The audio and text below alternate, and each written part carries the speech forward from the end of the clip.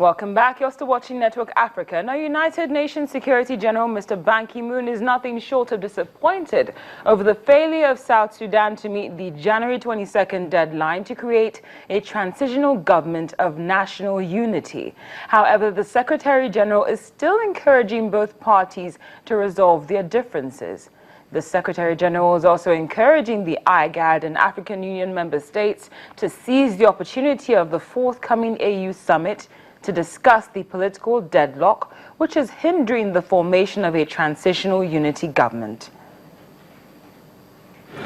The Secretary General calls on the parties to overcome their differences.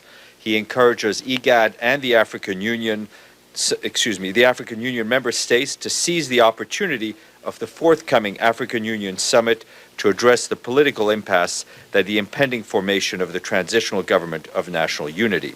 The Secretary General reaffirms that the United Nations will continue to do all it can to support the people of South Sudan, who continue to be subjected to unimaginable suffering and human rights abuses, as they have been since the beginning of the conflict over 2 years ago. Now to other matters. Last Wednesday, we spoke extensively about the need to preserve one of Africa's most prized possession. That's our wildlife, which has been threatened by an alarming rise in poaching. We're very glad to inform you that South Africa has seen a sharp fall in rhino poaching due to increased policing. South Africa in 2015 experienced its first decline number of rhinos poached for horn since 2007. The Minister of Environmental Affairs says the progress was made as a result of high rate of policing in national parks. Poaching rates jumped from 83 in 2008 to a record 1,215 in 2014 to meet burning demand in newly affluent Asian countries such as Vietnam, where the horn is prized as a key ingredient in traditional medicines. For the first time in a decade, the poaching situation in South Africa has actually stabilized.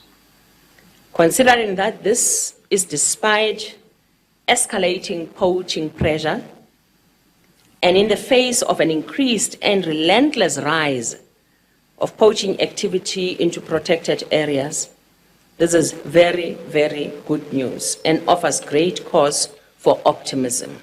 South Africa has more than 80% of the world's rhino population, with about 18,000 white rhinos and close to 2,000 black rhinos.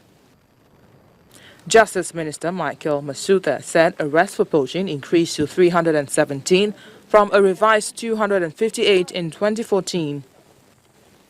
Kruger has the largest concentration of rhinos on the planet, with an estimated 8,400 to 9,300 white rhinos, about half of South Africa's population of the species. It's obviously a good sign that the security that people are putting in place are starting to show effect. Unfortunately, you can't look at it in isolation, any number in isolation, because the stats from 2014, for instance, are stats on a much larger population base. The stats for 2015 are on a much smaller population base. So the percentage-wise, the poaching could have actually increased because the population has... Global trade in rhino horn is banned under the terms of a UN convention. Elsewhere in Africa, elephant poaching for ivory has been rampant, with Asia also the main market for the illicit commodity.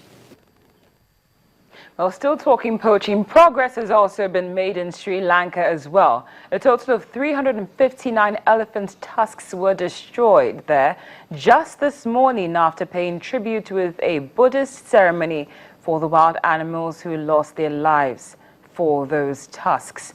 Now, local customs officials confiscated the tusks back in 2012 while the shipment was in transit on its way to Dubai from Kenya.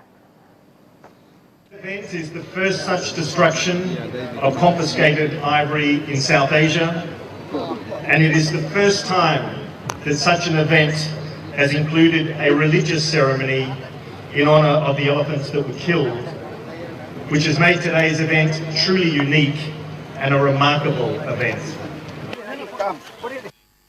Well, Well, we're joined by the Director of Program Design for the African Wildlife Foundation, Jamil Mandima. Jamil, thank you very much for joining us on Network Africa.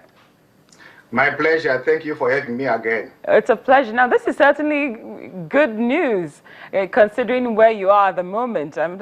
This is warm news, I mean to say, considering where you are at the moment. What does the African Wildlife Foundation think about this significant progress?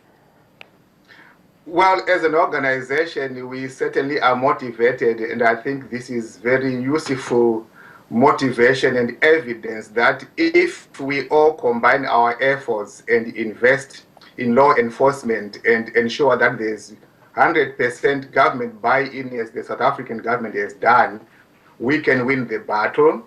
I must also hasten to say this is no time to celebrate yet because the war continues.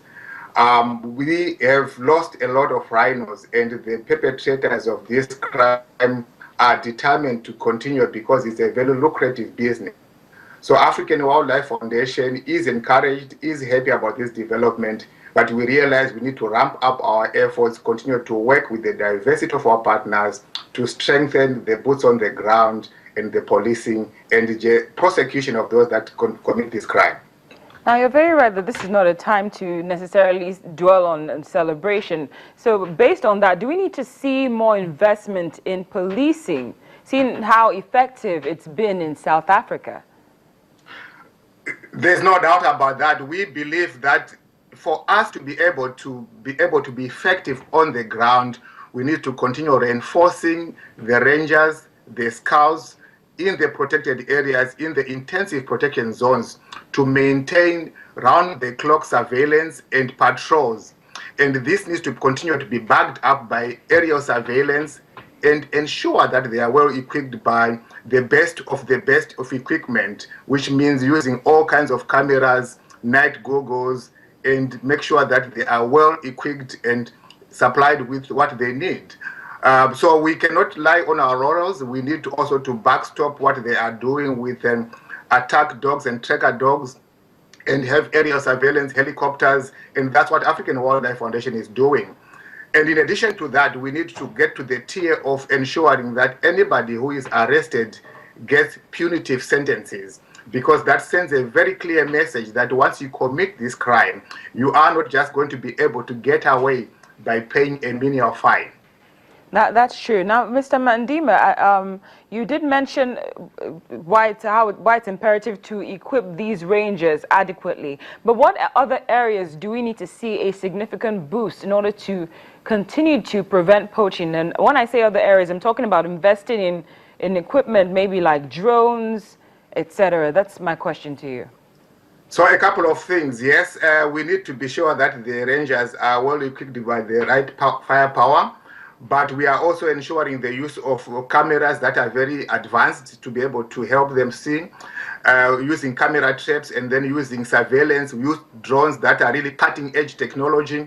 We have seen this technology being rolled out in some private conservancies. It's really ensuring that there is zero poaching in these conservancies like Opejeta in Kenya. And it is the idea that we continue to ramp up these investments. We are working with a private conservancy owner in South Africa to provide near real-time aerial backup with dogs that are then deployed whenever there's an emergency. And it is about triangulating what we provide and ensuring that whatever we have as equipment is much better and exceeds what these criminals can have on the ground. Finally, Mr. Mandima, you've said this before, but I'd like you to repeat it for the sake of emphasis. Could you just tell us what regular people like myself and our viewers could do to prevent poaching? A very important point is that this is an issue for everybody because these resources are a heritage for all of us. So individuals, nothing is too small. You can give in terms of financial contributions, but more importantly, if you happen to be in the areas where these critters are in their range, you should be able to provide intelligence to the relevant law enforcement institutions so that they can be used. Don't be complicit to the crime, and also realize that this is valuable for economic growth.